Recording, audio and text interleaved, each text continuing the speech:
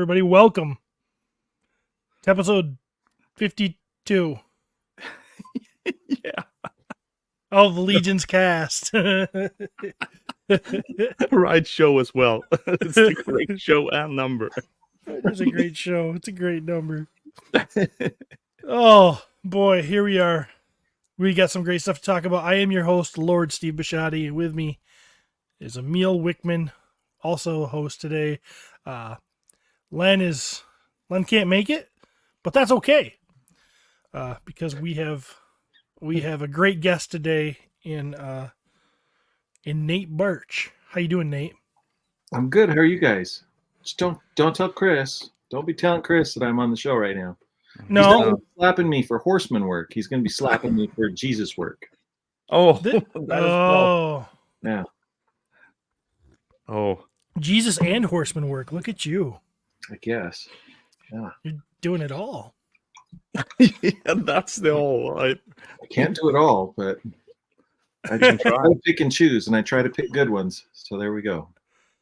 Well, anything you work on tends to be good. So I like to have you on things that I'm spending my money on. So Awesome. Fun stuff. Thank you. Christmas season in the Legions fandom, and we all recently got a pretty cool Christmas. I want to say present, but we had to pay for it, so I don't know if it's really a present. But it was a Christmas offering, and in Figura Obscura, and I wanted to get right down into this. We thought I've been not only in love with the figure, I'm in love with the damn box. And I'm always in love with the damn box, but this one really gets me. This one got you good, huh? It got me good. I can't get enough of this box. So so I thought, well, who do we got? If we're going to talk about it, we need to get the man who did the arts on it.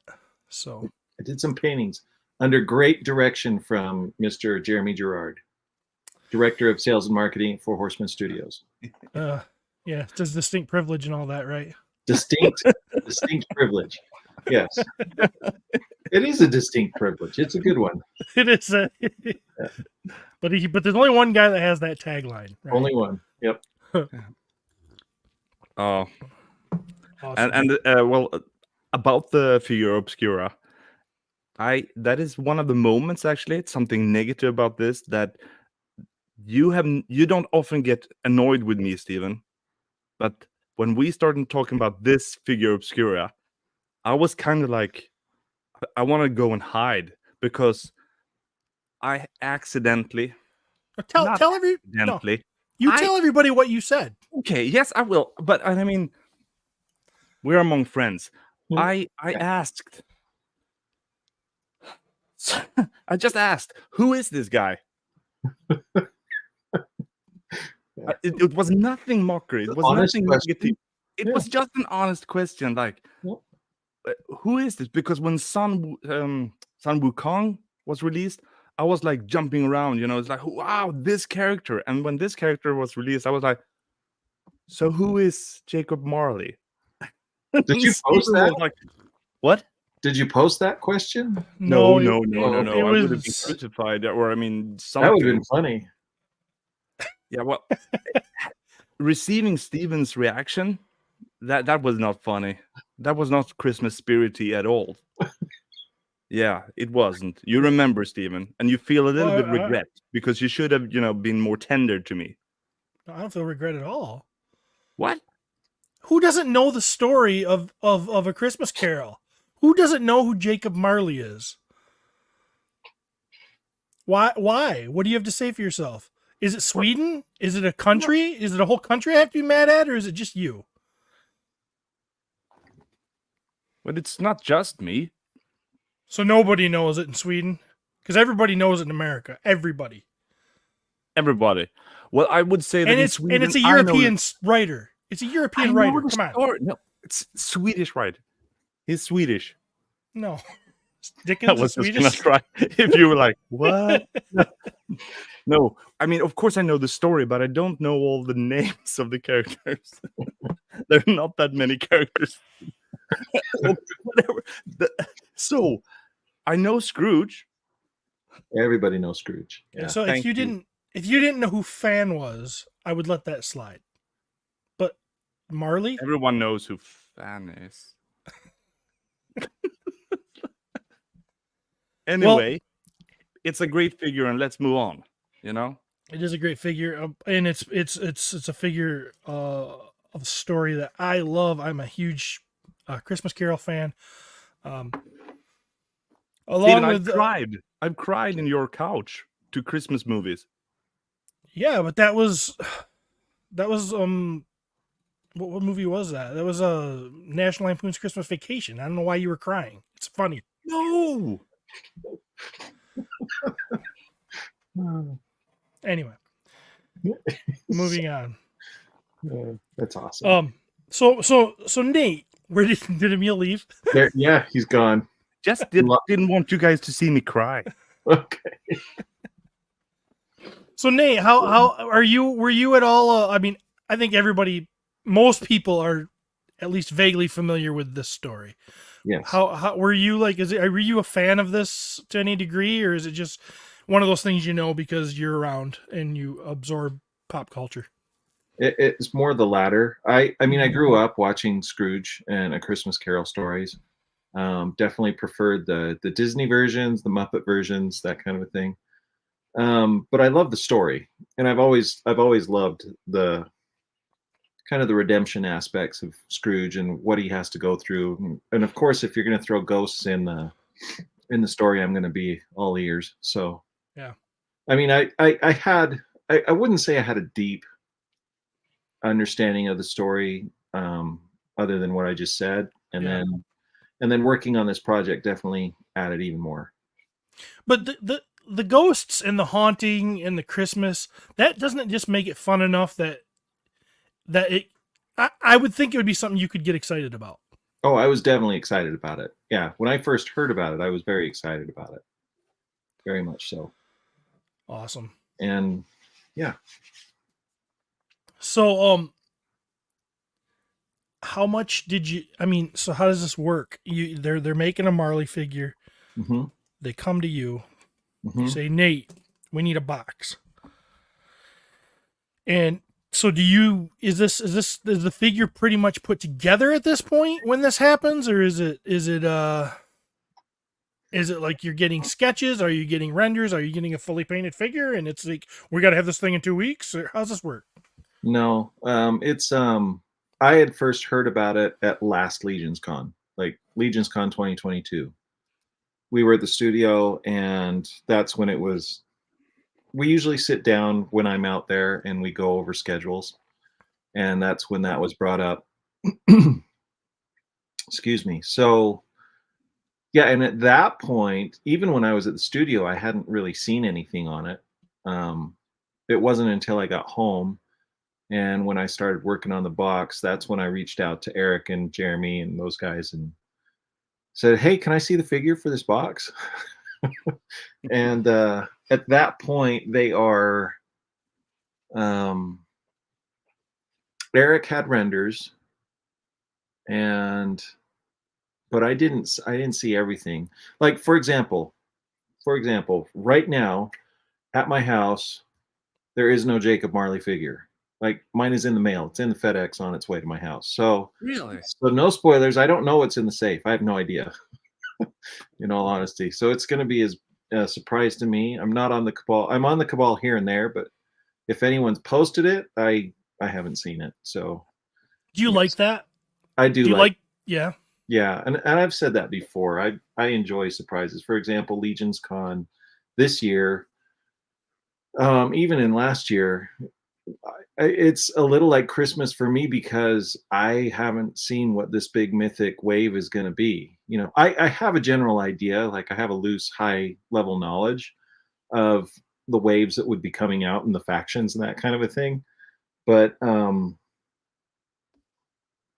yeah, I knew because Noble Bear faction is my favorite faction.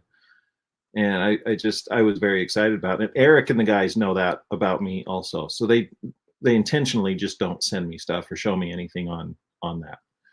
because in all honesty, when they're showing prototypes, it's for the process for me, it's not even close to when I'm going to be painting it. Like I honestly won't be painting the rising suns, the noble bear wave. I won't be touching that until about this time next year would be my guess. If things happen in the schedule that we want to have happen, then I might be starting on it a little bit sooner, or a little bit before next year's LegionsCon, but most likely I won't be touching it until after. Yeah. Question: Would you start doing some sketches? You know, if you're inspired, or would you just know I have plenty of other things, so I put this totally aside? Or Sometimes, yeah. For example, I mean, for Necronominus, I remember Trevor and I sitting down and talking about a few things that I'm about to get started on, like literally just about to get started on. But he and I have kind of talked about some of this stuff for almost a couple of years now. So it's kind of cool. It's kind of funny how that all works. So it's interesting. I have to try to keep in my brain some of the ideas that come to me when the wave gets revealed, that kind of a thing. This is talking specifically mythic and even the cosmic reveals, because again, I'm not privy really to the cosmic reveals either. The only thing I am a little bit privy to more now with cosmic is more of the story element stuff and some more of the environmental type areas that we'll be exploring as we continue to roll out the different books for cosmic. But as far as figures themselves, yeah, I really don't see much of it. is the environment thing, is that because you're part of developing the worlds that are? I mean, a little bit. Some of it is that. Some of it is just because that's what I want to reflect on the packaging, and both Eric and Jeremy kind of know that. It's interesting with the three of us. Eric handles. He's the creative director. It's his mind. It's his world that we're all playing in. Jeremy gets to kind of flesh it out narratively, and then I get to flesh it out visually on the packaging. And what I flesh out on the packaging is really more environmental stuff. Anyway, at least with cosmic. With mythic, I definitely get an opportunity to paint a lot of the characters. So when Necronominus, for example, was revealed last year, I already had in my head, I remember conversations, I don't know, it might have been with you, Steve, or there were a few different people. I really want to approach Necronominus a little bit differently, or evolve it a little further. A lot of the times, if you look at the packages, I'm just painting the characters and they're just kind of standing there, maybe in a battle pose, like getting ready to have a battle. They're just, or standing there stoically or something like that. Whereas for Necronominus and Aetheron versus the living dead, essentially, I want them to be like, I want contact. I want arcs of weapons swinging and bones flying out and, you know, stuff like that. I want to just get a little more intense with the graphics. I feel like that's appropriate for Necronominus, but you know. I think it's appropriate for that. It's like the story's coming to it feels like the story's coming to a peak. Yep. And I think the art should too, you know? Yeah. I think the story of Noble Bear, you know, that graphic at G-Con that they showed up and they put the words on there and they were kind of telling the story, and it just felt like stuff's coming to a head, you know? And so I think it's appropriate, not just because it's Necronominus and it's awesome, and but it just feels like everything's being amped up, everything's getting closer. Yeah, for sure. But I mean, even back to Figura Obscura, Figura Obscura is such a different animal. So I do get privy to stuff more there than anything else. So I got Eric's renders. Once I have his renders, sometimes I have an idea of what all is going in the box. Sometimes I don't. Like with Red Death, I knew that he would have a big clock. For example, for Marley, I kind of knew he had this harness, but again, I was looking at Eric's render of it. So when you see his renders, he has to just build all the stuff and make sure it works for the figure, but it's not necessarily posed.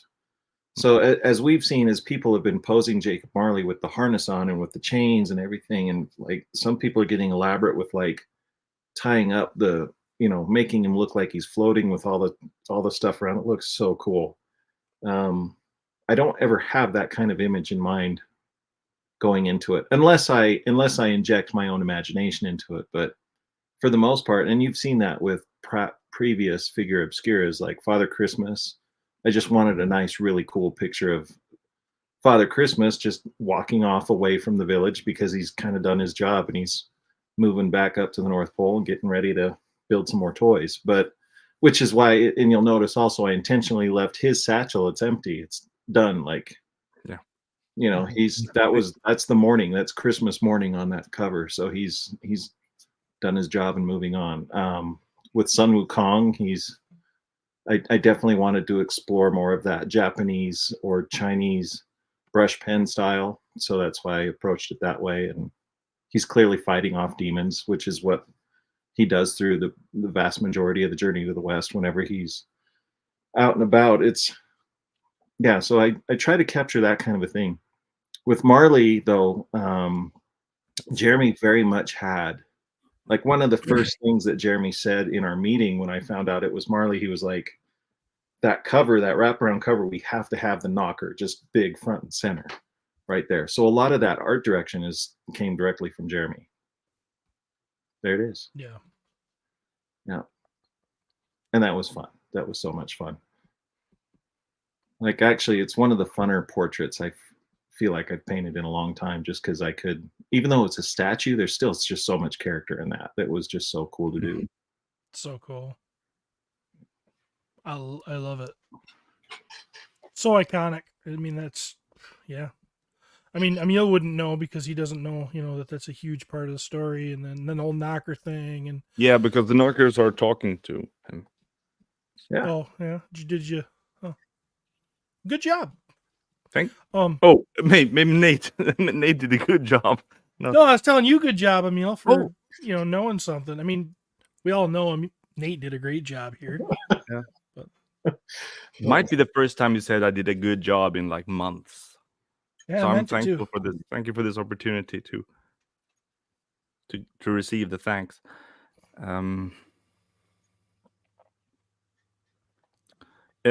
Nate, you know this, but I'm gonna say it anyway. And it's like your unique style of that you have obviously developed over the years.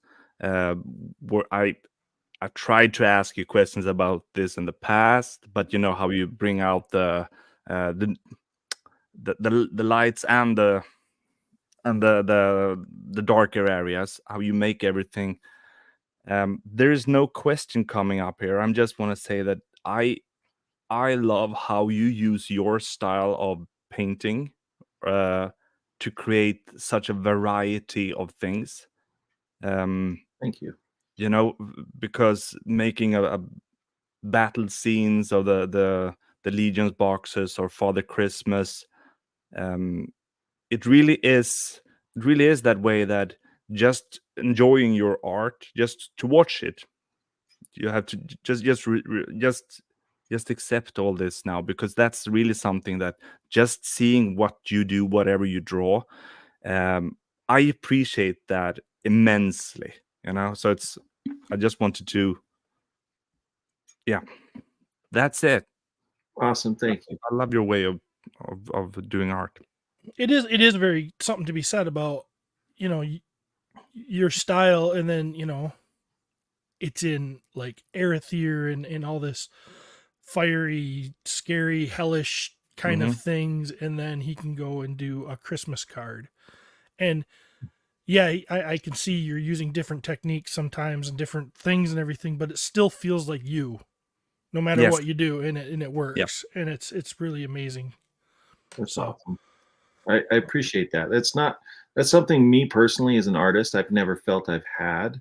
I think I've only recently been kind of sorry, Emil, but yeah, it was, my illustration career started with advertising, and so I was having to just draw product and all kinds of different things. And I mean, you kind of develop a little bit of a shorthand in sketches and comps and stuff like that, but for the most part, in advertising, you're kind of asked to mimic everybody else's style. Like, a lot of times you'll get an art director, they'll say, hey, I like your stuff, but I actually want you to paint like this other guy. It's like, huh, okay. And especially for young illustrators, Yeah. you run into that a lot. And it's I think for a long time also, and then I went into children's educational software, and that was yet again, well, I started at the Waterford Institute, and that was one of those things where we kind of, I almost intentionally, I don't know if I did this on purpose, but I treated each lesson or each game or activity that I worked on as like its own thing. And so I would just kind of, and I would use that time to experiment and kind of play with stuff that I liked, or, I was also learning Photoshop. I was learning how to use a stylus, that kind of stuff. So I was a lot more exploratory. And then as I've gotten older over the last, number of years, I've kind of just fallen into, look, I know what I need to do to get it done. And I've I listen to what feedback I get from other people, from art directors and people that I work with, of what they like, what they don't like, that kind of stuff. And it's kind of fallen into this thing. And then likewise with Mythic Legions, I took that approach very intentionally of like, we're just going to make this a Mythic Legion style. Like, this is just how the boxes are going to be, how I'm going to handle that painting. And then over time, that's kind of evolved into this, just how I paint, I guess. And now it's in these years with the Four Horsemen stuff, and a little bit the Masters of the Universe stuff as well, where I would say that, yeah, I'm just now maybe starting to find my style a little bit. Yeah, But and I still want to keep an open mind to stretch out a little bit, try new things. I still get that itch, and honestly, the Figura Obscura stuff really allows me to do that, I would say. And Trevor is 16 shooter here is saying, I think a lot of artists feel like they don't have a style for a while. You start out looking at other work and absorbing so much it feels like it's not quite yours. But that's what every artist does. Yep. Um, Well said, Trevor. yeah, and I was gonna get to that. If you at an early stage, as someone doing art, you try to find your style instead of doing art because you're loving it, right? And then you just mimic everything that you think is amazing. I know I only had one way to draw noses when I was a kid, because that's my favorite comic, and they did the noses in a certain way. But it's like, and after a while, if it's gonna stick with your way of doing, art, then it will stick and become a part of you. Mm-hmm. Or otherwise it will just be, yeah. Yeah. Sorry, my cat's kind of mauling me. She's trying to get her daily hug in. That's all good. right. Yep. I have a dog, but she has already gotten her daily hugs. Just your day is done. Yeah, it's well into the evenings for you. My work is completed. So this piece, I love it. This was a fun piece. This was a lot of fun. This one, I probably spent the most time on this piece. Yeah. Which is weird to say considering what you see on the outside of the box. But yeah. Yeah, I think I spent so much there. Stephen, tell us what we're looking at, Stephen, for the listeners who are not seeing this before. Oh, well, we're looking at the inside of the, I guess you might call it the trifold, the wrap that goes around the box that Figura Obscura is always known for, with the magnets and everything. And this is, what you typically can use as your backdrop if you want. And it's a very cool piece to use as a backdrop, but depicts Scrooge, and I'm sure that's meant to depict like he's seeing the ghost of Marley and going, oh no, and it was about, before he's decided he's a bit of underdone potato. Mm-hmm. And yeah, so yeah, this is awesome. And I don't know, I'm going to ask because I've read many things about it, and there's always talk about the decorative tiles around the fireplace. Did you get that from the book, or did you research to get to do this a little bit? That was 100% Jeremy. Again, okay. I'm going to point straight back to Jeremy because he is such an expert on this story. He saved me a lot of time in the research department because I would go straight to him. And there were a few key elements like those tiles on the fireplace that were very specific. He definitely wanted that detail in there. as a part of the piece. And so, yeah, those are Dutch biblical scene tiles. So yeah, Love those are fun. They all kind of follow a formulaic look, so it was fairly easy for me to plop those in, even though it looks like a lot of little detail. It's just, yeah. Awesome. Beautiful. And then I also, with this piece, I kind of went back and forth for a minute on whether or not to include Marley, or at least a start of an apparition of Marley in the piece. And I was like, no, it felt wrong. I was like, that's where the figure needs to go. Like, this is packaging for figuring. And I've seen a lot of people post their photos with this specifically in the background. And that makes me smile so much every time to see that people are just using the backdrops for exactly the purpose that we all intended. I think it's an absolutely brilliant idea. Yeah. You know, like Steven said, that puts a smile on your face. Like, I see what he did there. You know, just yeah. Because I don't know if you know Emil, but Marley's the guy that comes and tells him that he's got to go see the ghosts and stuff. So tells who? It tells Scrooge that's an important scene in the movie or the book or whatever media you're consuming about this story. So just to keep you in the loop.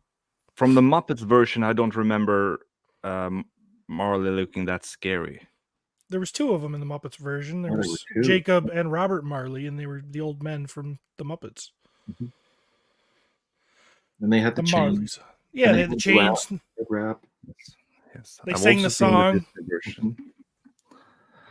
Disney version is great. It took some liberties, but I love that version. Or the Muppets Disney, I call it. I think it was done by Disney, wasn't it? Or did it just get acquired by Disney later? I think it got acquired later, yeah. Was that one of the last ones that Jim Henson was a part of? Or it was the first one he wasn't a part of. That's what it was. That's right. Oh. Yeah. Yes. So here we go. We've got we've got the employee roster of Four Horsemen, and I love this.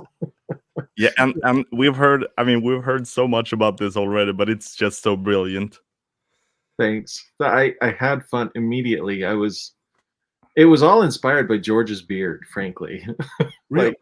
Because this was what it started with me. Like I can't remember where I was at in the painting of it, but then I secretly on the side showed Jeremy. I was like, look what I'm throwing on here. And it was George. George was the first one that I'd painted.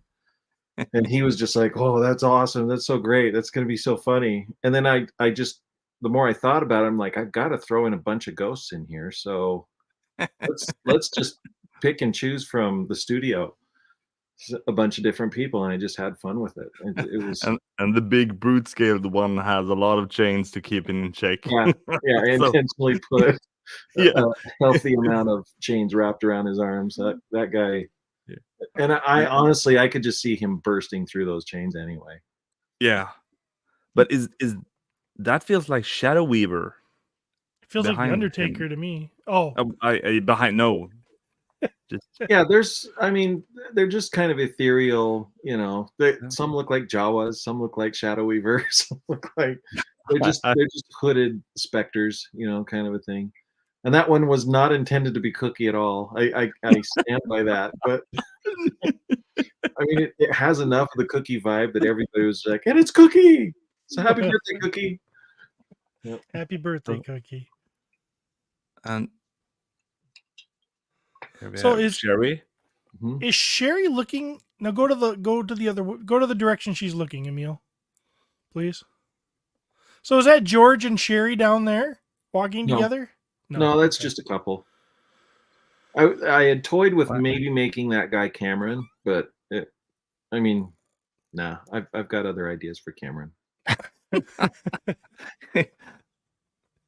So Sherry, and behind Sherry we have this guy. Yep. A man with a distinct pleasure, a distinct honor. Yes. Good man, good friend of mine. I was grateful to throw him on this box. That's so much fun, and it's the perfect way to, on his favorite box as well, or character. Chris is the one. Chris is the one I looked at immediately and knew that's Chris. Yes. What's funny is, as I looked for photos for everybody, I went to Facebook. You know what I mean?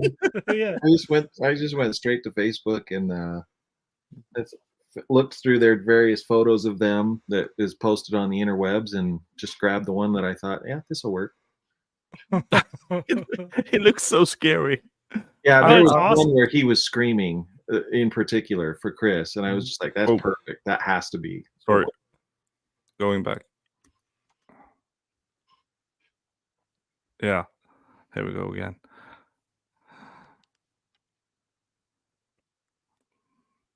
And I think I posted previously. You'll notice I did not paint his hands so that he can't slap me. He's just yelling at me. It's, you know, he's like, ah. So just imagine that he's yelling, "You're late again." I can see that. Yep. Oh yeah. Well, great stuff, man. Yes. Thank you. So much fun. And don't think I'm done with the portraits. Not sure. I don't think people will know when they'll show up again, but my intent is very much to do more. Yeah.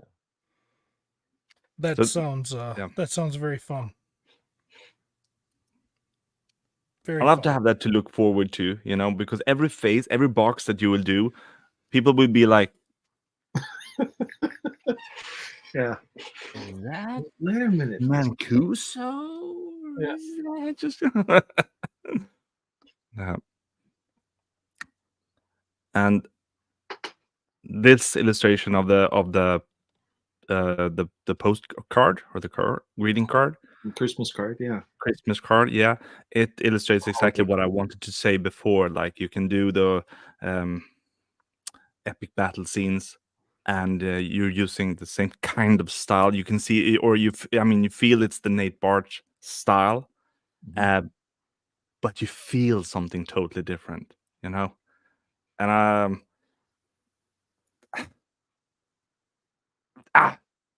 darn it, I love what you're doing. Awesome. Thank you. I'm gonna say that my lack of words is probably my bad English. You know, so I get stuck on what I want to say. But you get the point, I guess. I get the gist. Yeah. Yeah, that's good.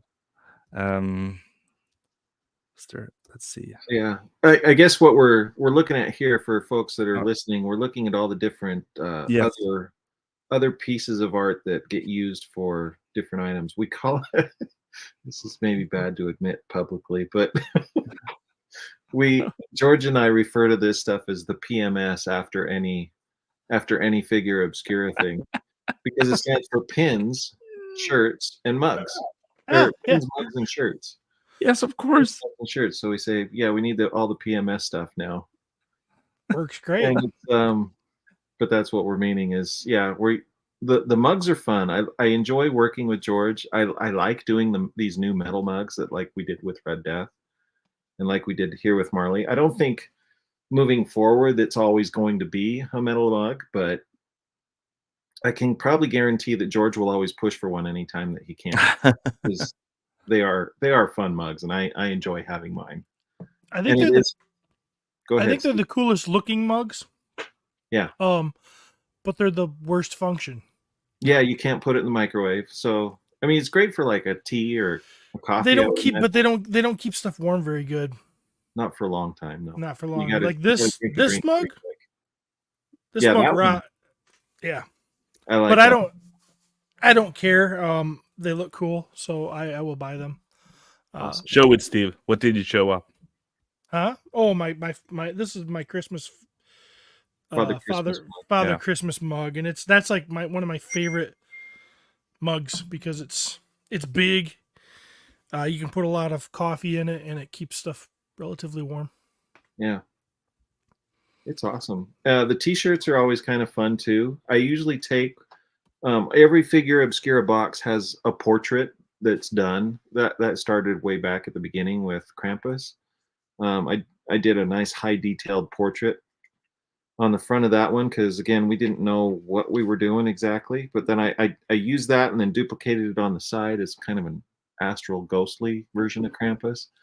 But that spot has just always kind of been either that or the back of the box. Has always been a nice place to just kind of put a portrait. And what's great about Figura Obscura is often we get alternate portraits. So I get to kind of pick and choose which one my favorite is. And then I put that on the side. And then, so usually, but the size of a box is a lot smaller physically than what you would want on a t-shirt. So for the t-shirts, it's always kind of fun because I tend to revisit that artwork. And Really? just I get to pour in a little more detail. So yeah, if you look at what's on the t-shirt, that's going to be just a little bit more detail. I use the box piece as a starting point, but if you go back and look, you'll see it with Red Death as well. You'll see that the skull is not quite the same amount of detail that I put into what goes onto the shirts. So it's kind of fun. It's fun to revisit it. And then likewise with the pins, I kind of have to work backwards.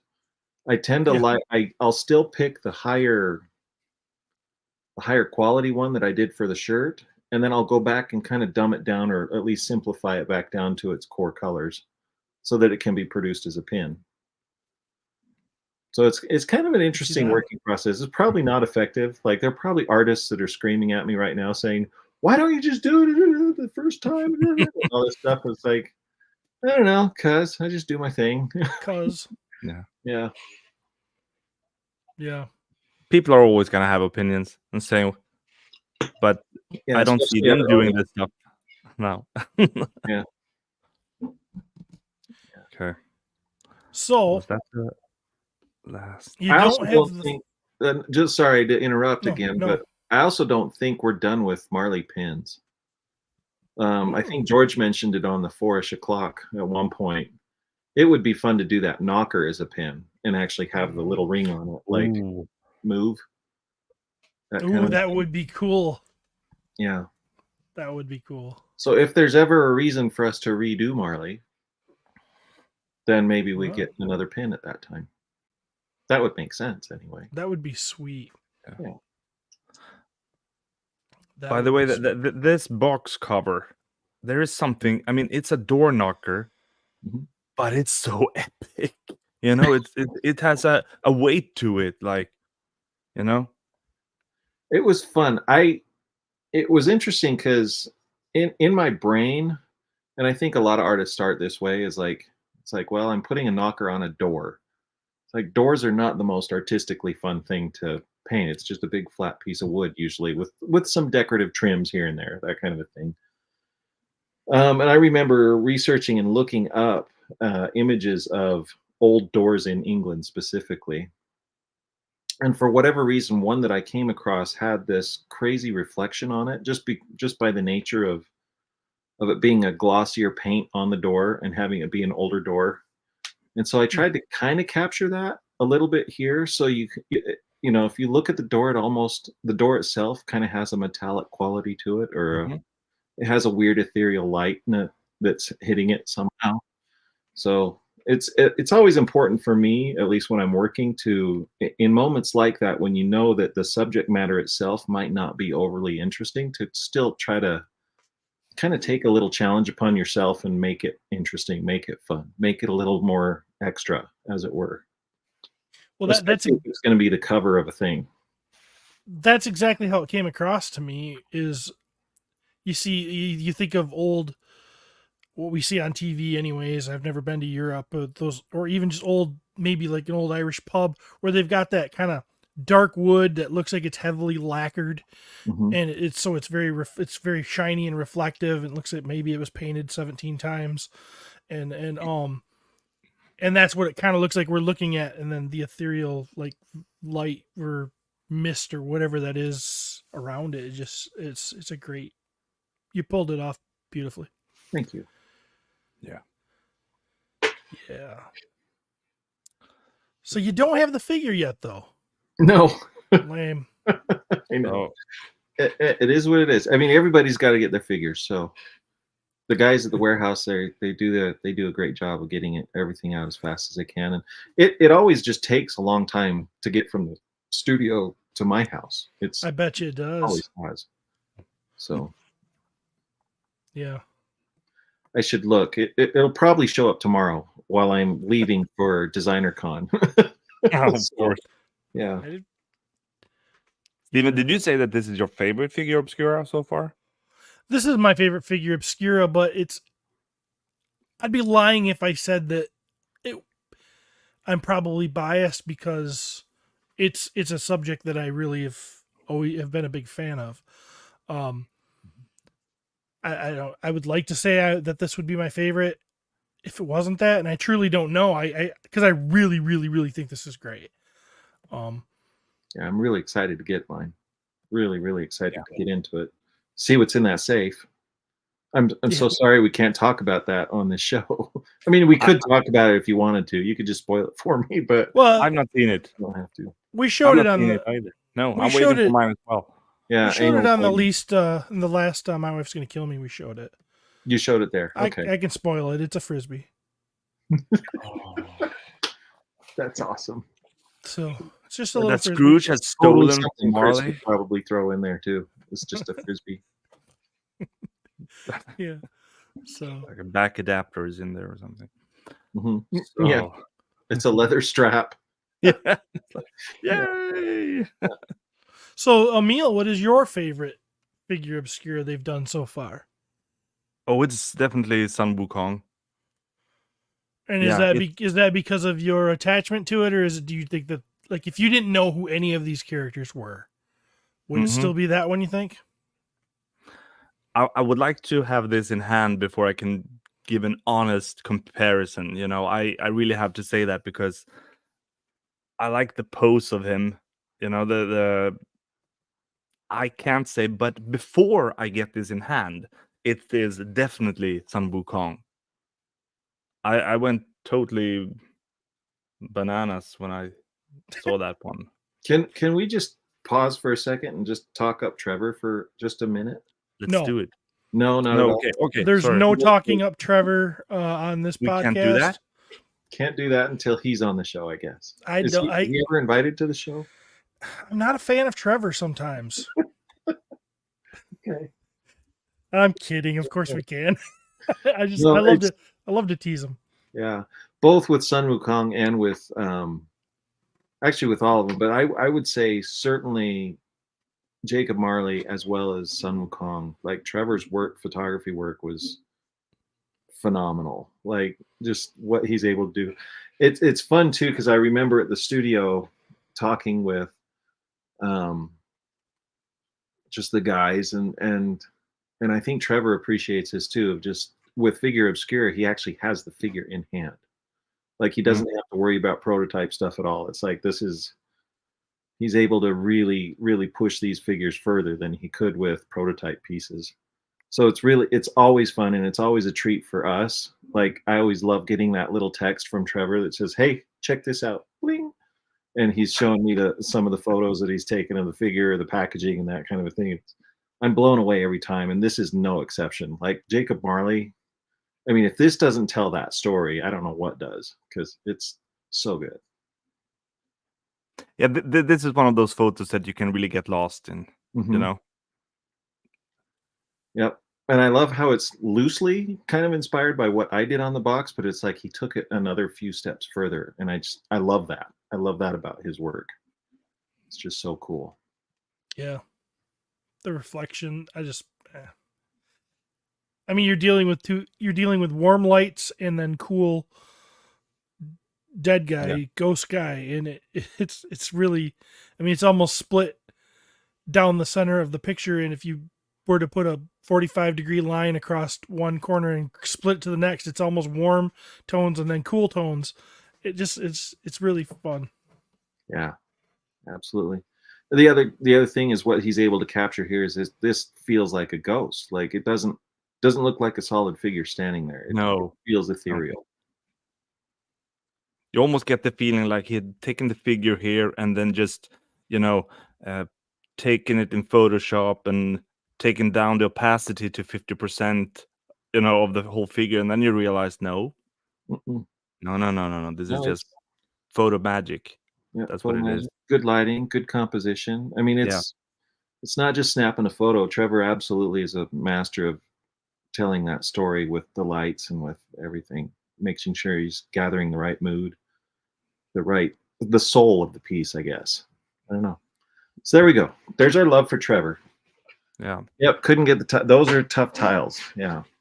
You probably have to pay a fortune to try to get those. Yeah. All right, that's enough of that.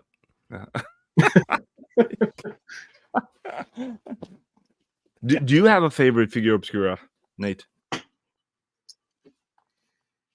I mean, when we talk about favorites, we are not talking about there's a one figure that is good and the rest are not. We're talking, so I'm just clarifying that. I've loved every single one. It's like picking your favorite Star Wars movie. It's like you love, if it has Star Wars in the title, you're going to watch it and enjoy it, except for maybe some of the others, but that are more recent. But but even still, like, okay, I'll just say it. The Last Jedi, Star Wars: The Last Jedi. It's my least favorite Star Wars movie of all time.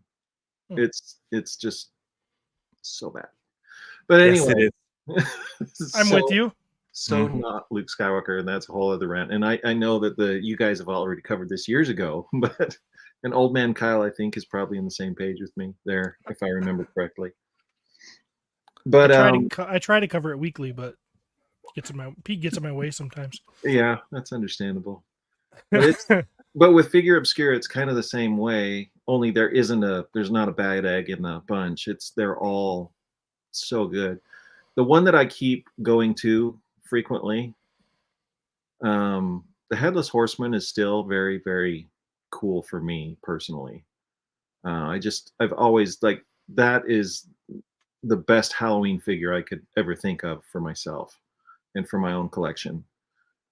Even still, I loved Red Death this year.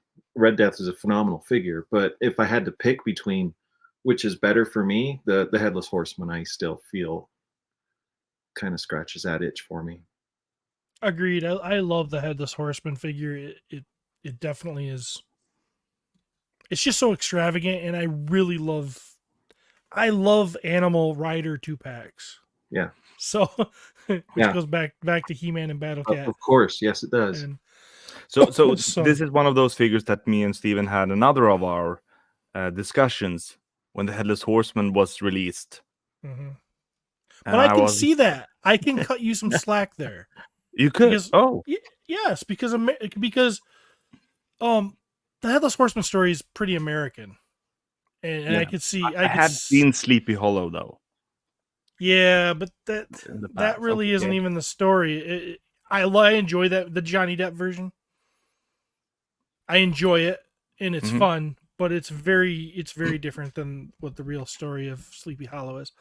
So, I can get the fact that you weren't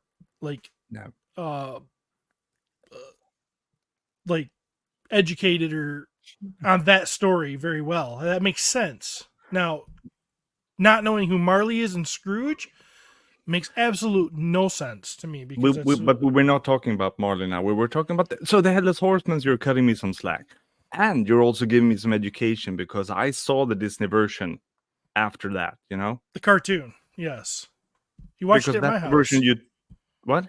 You watched it at my house. Yeah, but first I watched it at my house. Yeah, but then I had to explain it to you. Remember? Yeah, because I didn't get it. I know. But I'm not American. I also know. You're a work in progress. We're trying. Yeah. Well, I still love them. Yeah. I still don't know if Headless is my all-time favorite figure yet, though. It's Sun Wukong is also up there for me. That one, I feel a pure sense of delight every time I look at that box, crack it open, that kind of a thing. I honestly think my most favorite Figura Obscura is yet to come. And it's not from anything that I know currently. It's more from I'm still hopeful. I've pitched my idea of what I want to see in Figura Obscura, and I hope it gets made someday. And then that will be my all-time favorite one. But Jeremy has been working with it. What's that? like Jeremy has been working with Marley, getting Oh, yeah. Marley into that. So Yeah. and I agree. So- and while we're talking about, sorry, Emil. no, Did I you was have just gonna ask, since I don't want to be rude and ask Nate about what figure that would be, because I wouldn't understand that No. his answer would be I can't say. So that's why I'm just redirecting to you, Steven. Just a quick question: what figure obscura do you think Nate has pitched to Eric? Darth Vader. That's Not very obscure, but I know his love for Darth Vader. Yeah, that'd be a good one. And Emil knows my love for Darth Vader because I tried to steal the one that was on display a few times. He wasn't aware, but I got to be there in between hours and after hours, and I'd walk by it and I'd be like, "It's right there." I could just I grab was it and so- go. Well, Yeah. I was very honored that you tried to steal it, but I'm still happy that you didn't, though. But I was, because then Trevor would have been sad. Right. Is Yeah. Trevor the one that got that? Is that Yeah. Trevor's figure? Oh, Now I can good say man. I Good think man. Trevor wrote that. Otherwise, I don't want to. I never say out who buys it because I let the people decide if they want to say or not. But he wrote in the chat, dibs. Dibs. He got it. Yeah. Sweet. So yeah, Good. that was a fun one. Yeah, that was a really fun character to do, though, as a custom. Man, I I'll love be it. like,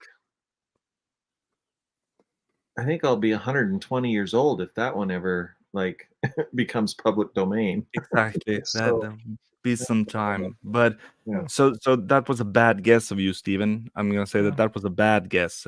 I will tolerate it now because I want us to move on. But and just so you know, Nate, I'm trying to say tolerate and things like that to sound tough, because I'm Yeah. working with Steven. So how did I do? That sounded tough. Yeah. Yeah, Yeah, that you was bet. Yeah, okay, That was let's move on, Steven. I got that. I will tolerate this. Yeah. Okay. If that's okay. Just okay. So Can yeah, okay. I would just like to say that I really hope that they stay doing the holiday stuff. Like, I want to see other stuff too.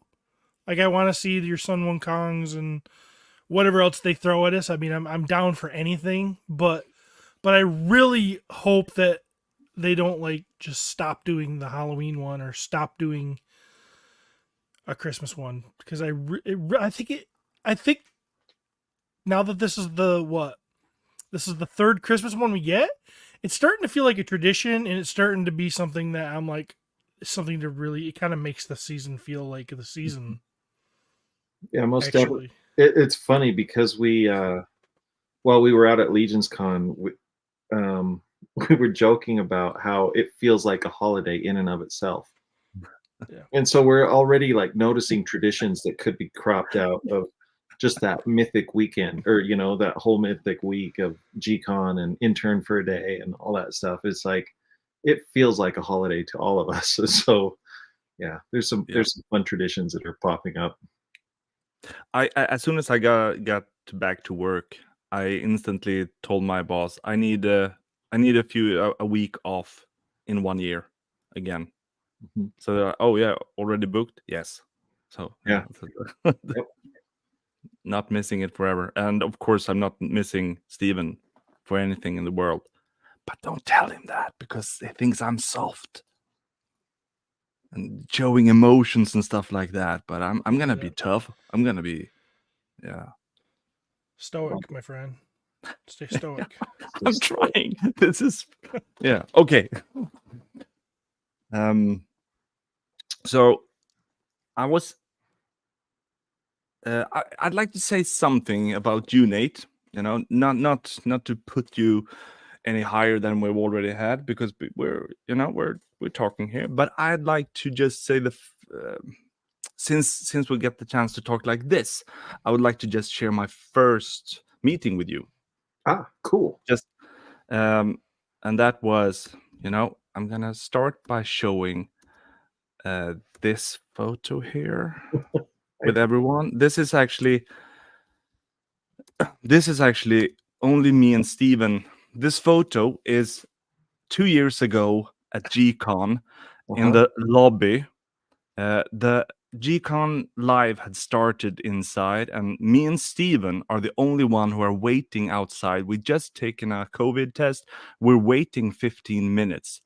Everyone else has entered. So we're standing there.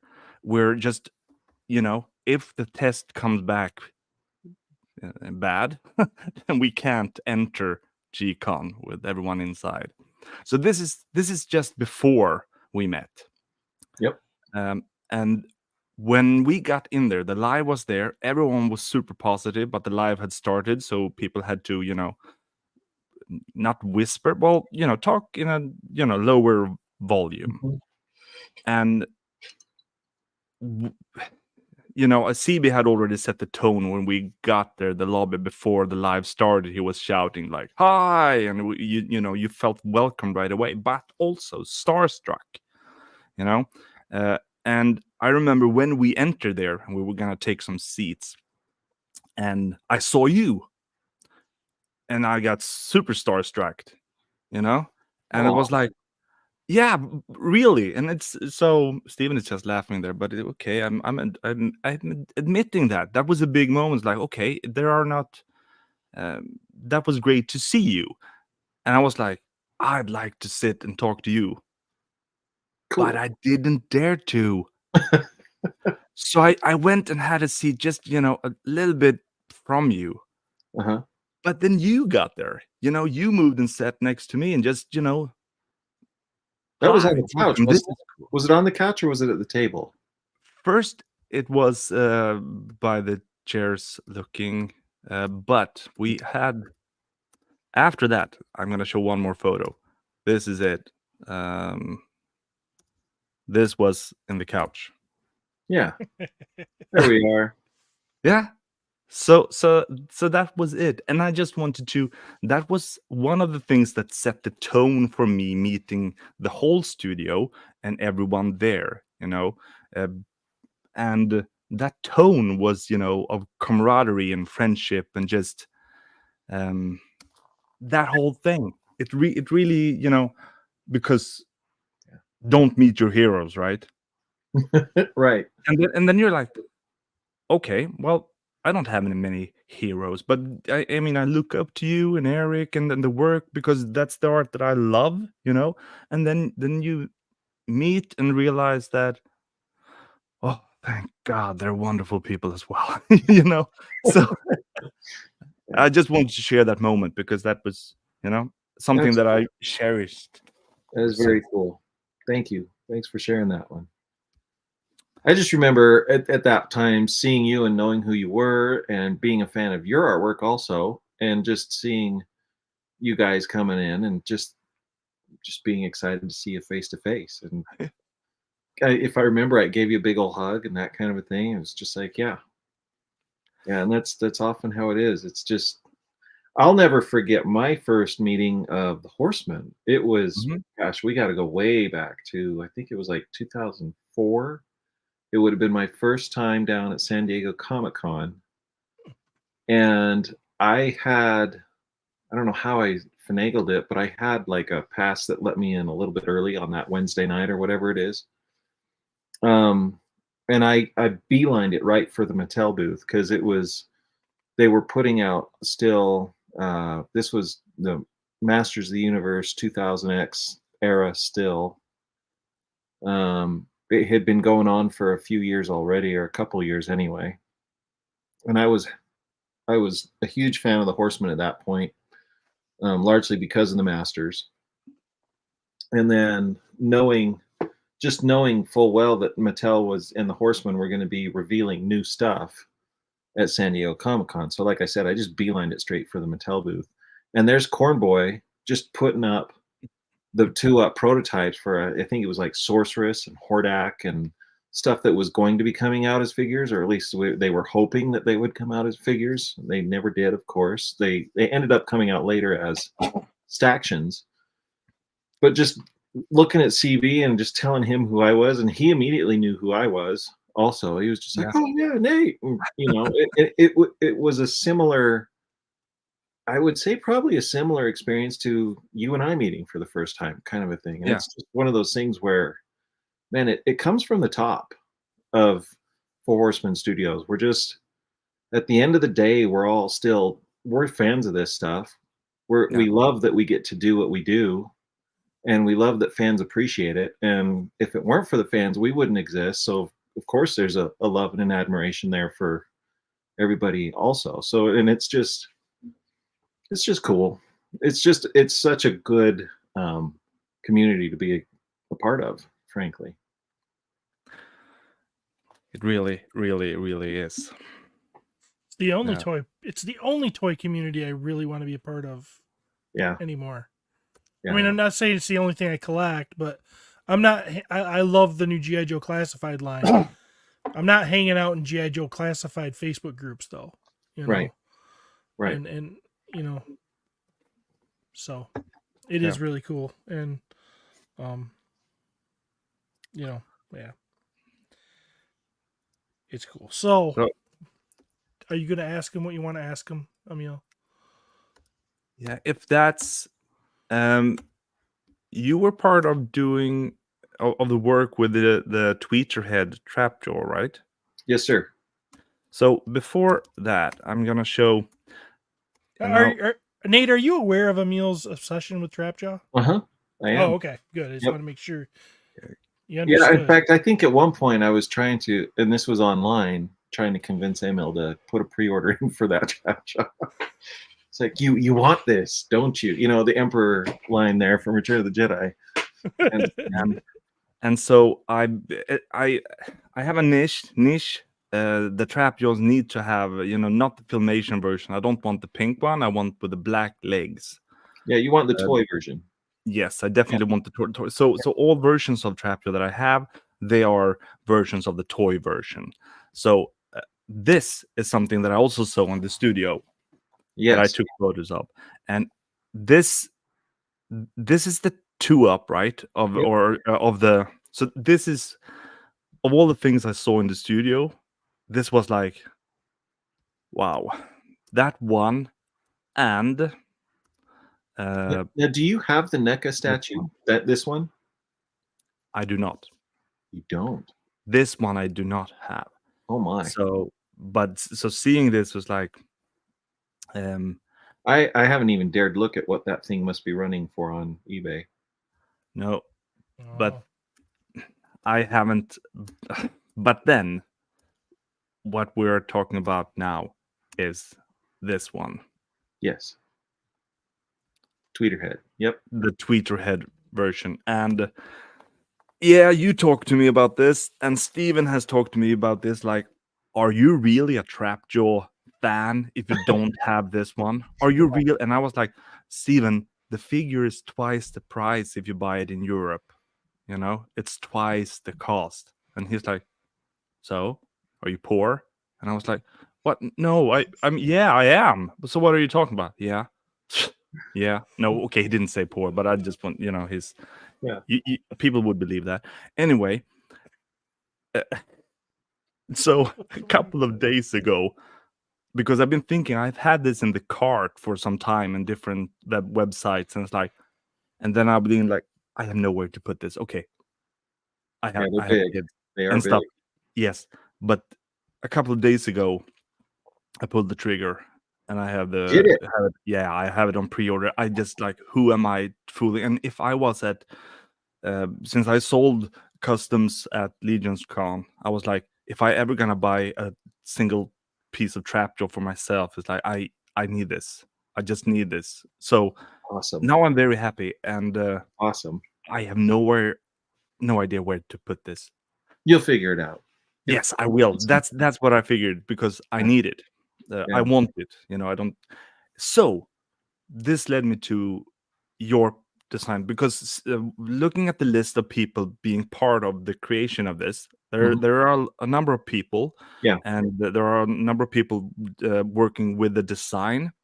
And to me, it's like, okay, I have to ask you, like, how does that work, and what kind of I mean, yeah. What have you done with it? You know, Yeah, how is did the I collaboration with design work? Sure. So this is when I do stuff with Tweeterhead right now, I'm working with David Igo.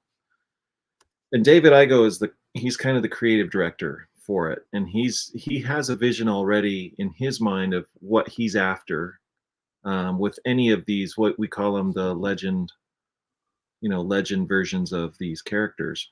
Yeah.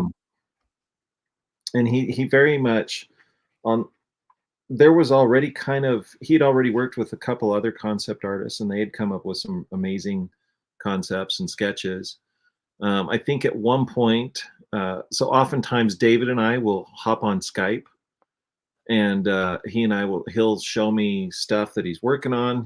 He'll kind of talk through his vision of what he's hoping to get to. And the reason why there's so many artist names is because you have some concept people, then you have different sculptors, and it's never just one sculptor, it seems, on any one piece, because a lot of it gets there's a lot of stuff to flesh out. Like David is really, really interested in making these like kind of if a cinematic, like if we had complete cinematic control over Masters of the Universe, this is what we would build and this is what we would make it look like, kind of a thing.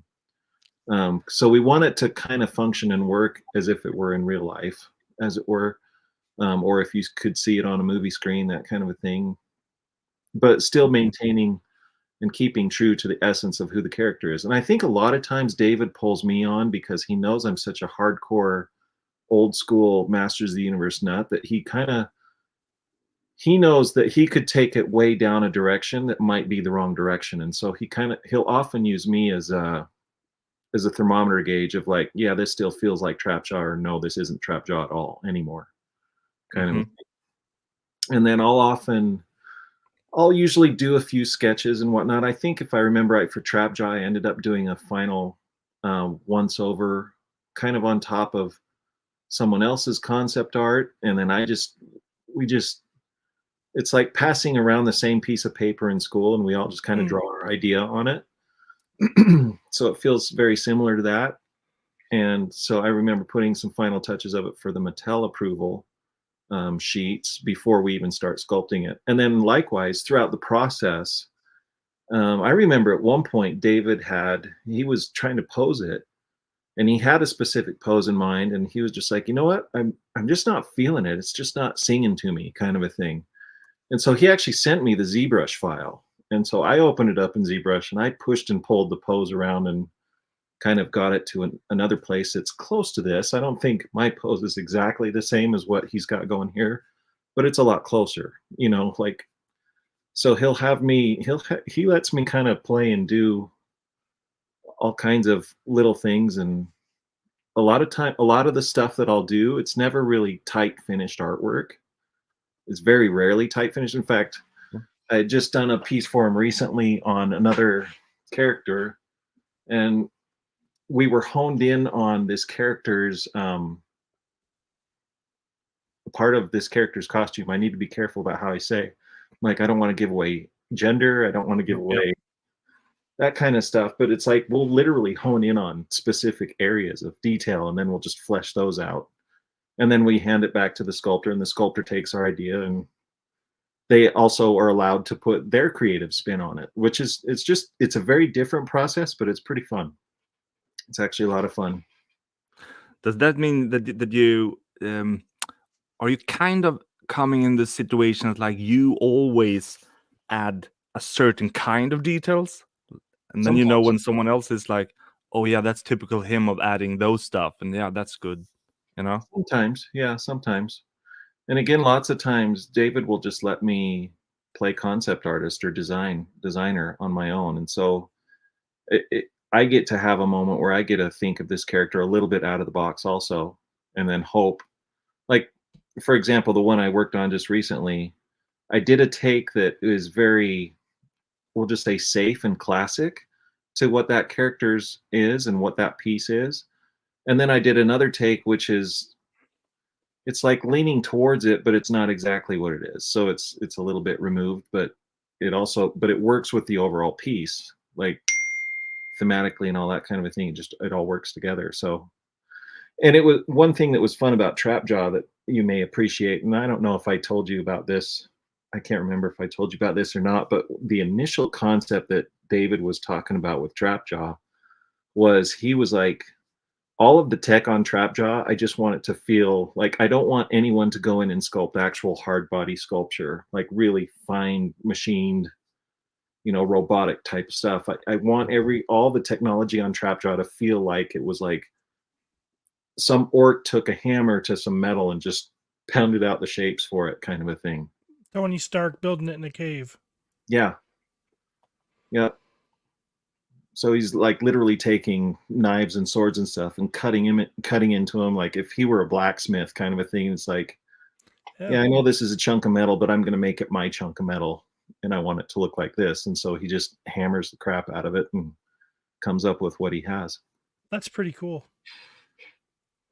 Yeah. It is one of the most beautiful things art-wise that I've ever seen. Awesome. That is actually what made me make it impossible to not order it in the end. I'm so excited for you, though, because I know what that feeling is to finally pull that trigger on something that you've really been going back and forth on. It's like, should I, shouldn't I? Steve is aware of something I just did. And I just purchased along that same line. It was actually a Soul of Chogokin Go Lion Force Voltron. Like that figure's been out forever. Like, well, I wouldn't say forever, but in the toy world, kind of forever. It's been out for what, 5 or 6 years now? It's been around, yeah. And I've always looked at it from afar. I have right over here, standing right here, Ooh, the Dairuger Vehicle Force Voltron. And I got it fairly quickly after it was released. I think I didn't wait very long. I want to say it's a first release from Big Bad, and it's like they still had it in stock, so I pulled the trigger. But I was like, I've been like, I really, really want a Soul of Chogokin. So now they just released this information that's like, okay, we're doing one that's actually in the toy colors for a 50th anniversary. And I'm like, well, there I go. The decision's made. I had to pull the trigger on it. But I love that because, like your Trapjaw, it's like the inner child in you is just as happy as can be right now. Yes, and that is one of the biggest part of collecting toys, to keep that inner child.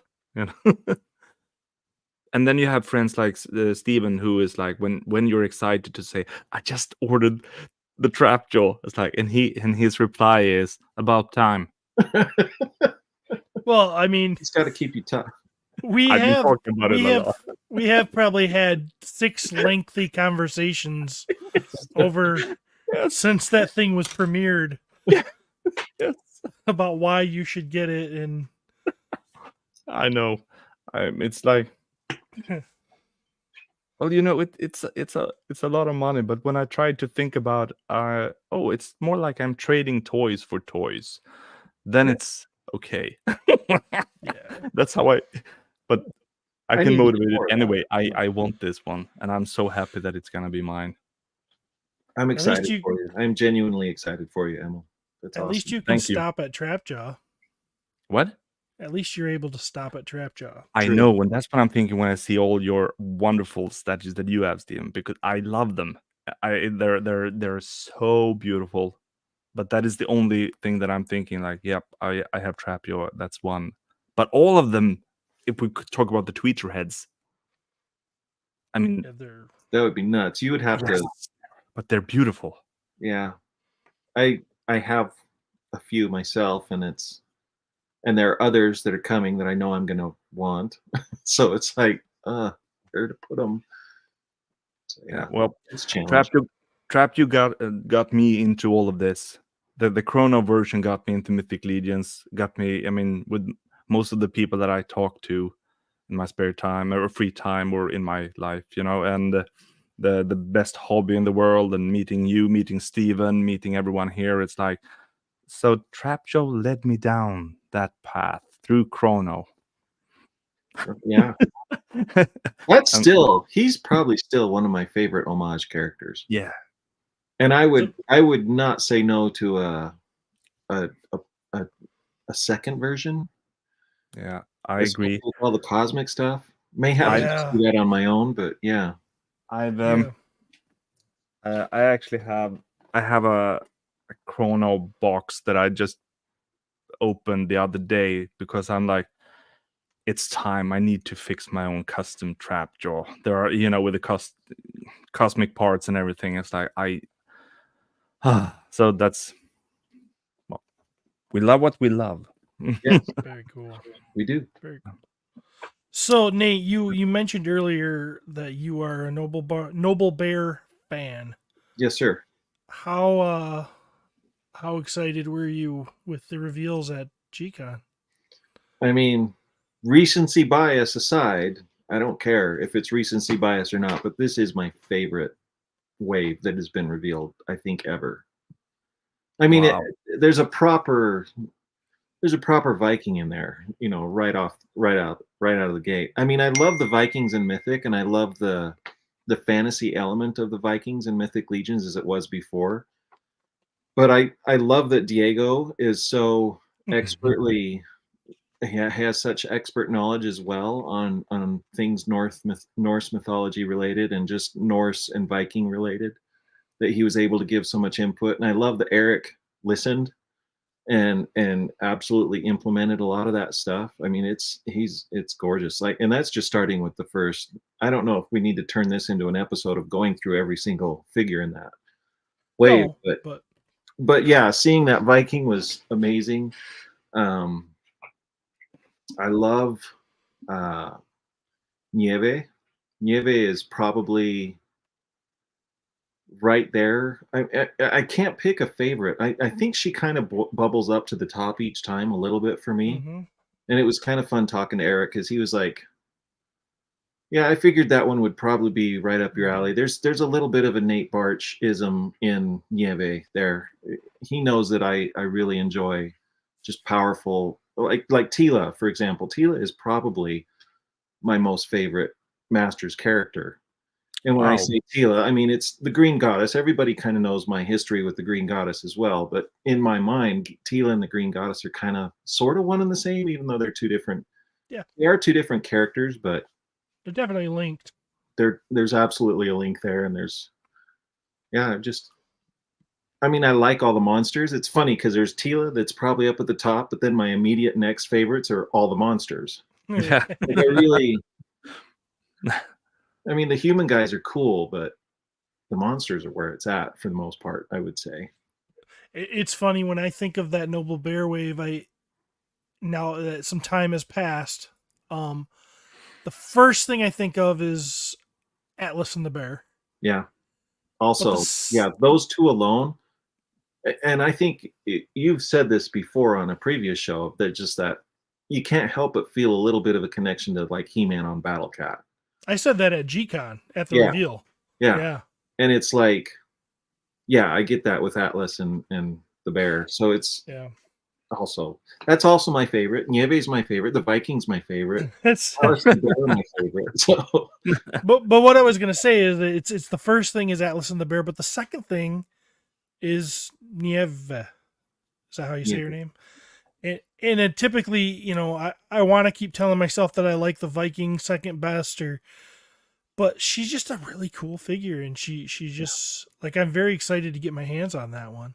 Yeah. I mean, yeah, much like Trevor, I have no shame in liking a lot of the kick butt female action figures. They often rise up to the top. Like Outpost Zaxius wave that I'm working on the packaging right now for, Callian Shun is like by far my favorite in that. I mean, they're amazing characters in that wave. They're amazing monstrous characters in that wave, but Callian is the one that I just go to. Yeah. If they're done right, they're awesome.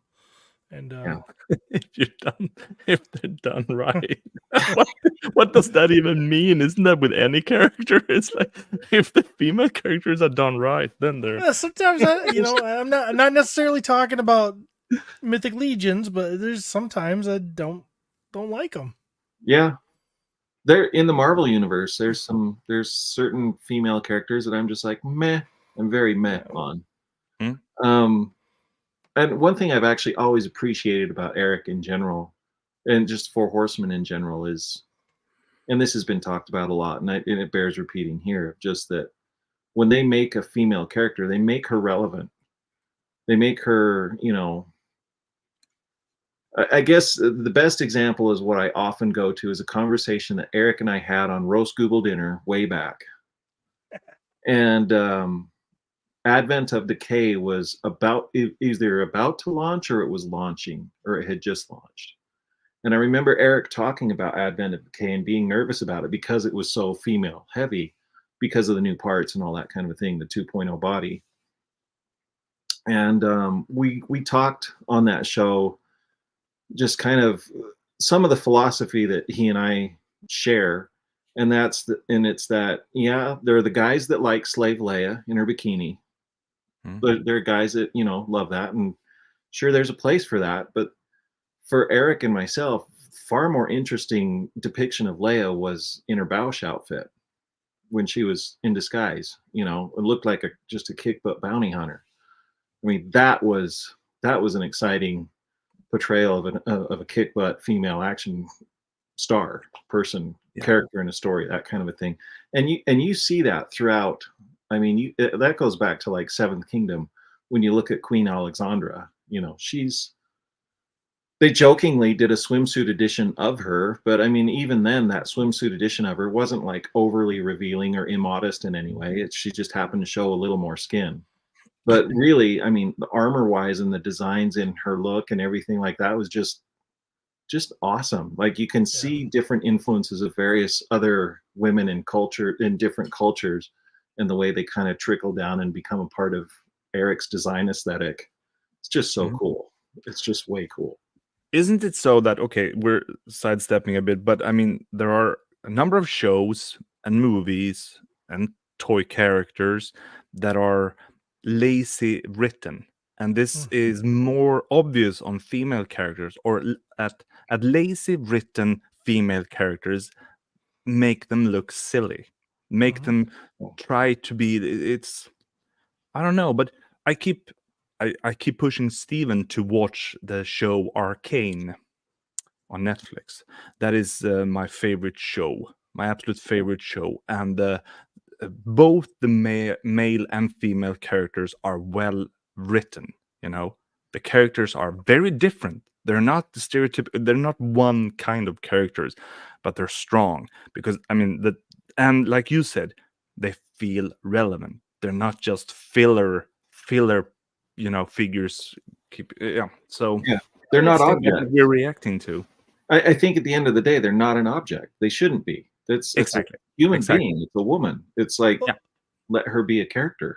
That's why I think I would make the argument that Slave Leia is still a very powerful character. Agreed. They Jabba the Hutt sexualized her, stripped off her cool costume, made her into a slave, and what she do? She took her chains and strangled the guy. Yep, she killed him. She straight up killed him. She straight up killed him. I mean, it goes back to the. Can you make the characters be believable and relatable and still good? By that I mean like Princess Leia. You think of Princess Leia in A New Hope. I'm gonna go back to her again. She's running around in her white dress and she's got her things on, but she grabs the gun and she shoots down, and she's doing things, but she's not doing things unrealistic. She's not grabbing Chewie and throwing him across a room. You know what I mean? But she outsmarts Vader. She gets him to blow up the wrong planet. She passes the torture test. Yes. It's a little thing. It's like you can easily miss it, but if you stop and watch the show and listen to that, that's like, whoa, what kind of... Her resistance to the mind probe. Yes, that line. I mean, it's all believable, and we all love that character. It's when they make characters not just thrown in and overpowered is when it goes awry, in my opinion. And that's what I would call lazy, and think that this will solve everything, but no, it's not. It's not believable. And it's boring, and then you kind of like, it doesn't matter if it's Marvel, it doesn't matter if it's something else. It's like, if the characters are written like that, you're like, meh. Yeah. I mean, there are a lot of Marvel characters that are female that I love. Like I love Black Widow, for example. Freaking love Black Awesome. Widow. She's awesome. Yeah, absolutely. And Marvel? of course, Yeah. Yeah. I just want to have we have both Jesse here seconding Arcane is freaking awesome, and Trevor is also saying, "Oh man, Arcane is incredible." I'm just gonna back that up with some other, maybe it's even just an episode. Anyway, After Christmas, I need to baby. watch this, yeah. Yeah. I've not bet. seen it, so I got to check it out. oh, you've not seen Arcane? Mm-mm. Okay, then I'm just gonna say this as an interested in art. It's so beautiful. Awesome. It's so beautiful. Every piece of clothes are, amazingly designed. I'm like, I can just pause every scene and just watch, how they've designed everything, like a doorknob or anything. So, Very cool. yeah, recommendation. So, Well, awesome. See, we've talked about the Noble Bear Wave. We got Figure Obscura wrapped up. I think we've done pretty good. Do you have anything else for Nate before we wrap up the show, Emil? not for now, but I will have in the future. Okay, I found this on the web. For if we've talked about the mobile airwave, we got a Figure Obscura wrapped up. I think it. Wow. You're What was all that always about? listening. Always listening. By the way, Always Steven, listening. you made. Did you realize that you called me and Len before the show? I did. Yeah, I did realize that I called you at. Because me and Len were just staring at each other and it's like, who called? And then we realized there was one screen with like a back pocket kind of feeling, and it's like, oh, it's Steven. Okay, well, see you later then. Yeah. Well, play my music, Emil. Come on, you got to play the music. Always, I'm I trying don't have any gravitas without the music. Awesome. I know. I'm just. Thanks for having me. Thanks for coming, Nate.